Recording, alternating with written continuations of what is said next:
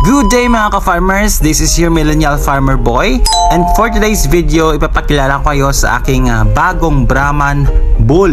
Yes! At mga ka-farmers, eto na nga pala si Hercules, ang bago nating lalaking baka. Siya isang pure breed na Brahman. Siya ay tumitimbang around 650 kilos. Wow. And nabili natin siya sa bayan ng Tigbawan at pinadeliver natin sa bayan natin sa Banate. Ang pagkakaroon ng isang pure breed na Brahman ay isa sa mga pangarap ko talaga na matupad sa farm. At ito na nga siya guys, natupad na yung pangarap natin. Atin itong pinagdasal, pinagtrabahuhan at pinag-ipunang maigi. Ito ay nagpapatunay na sa buhay wala talagang imposible.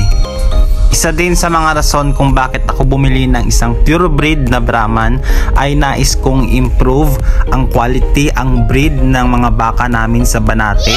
Kasi sa akin naoobserbahan na halos or mostly na mga baka sa amin ay mga native na mga baka, maliliit at saka ang gagaan. Lugi talaga ang mga farmers dito. Isang taon mong inilagaan, ang bigat niya ay hindi nga makatumba sa hirap at pagod mo sa pag-aalaga nito.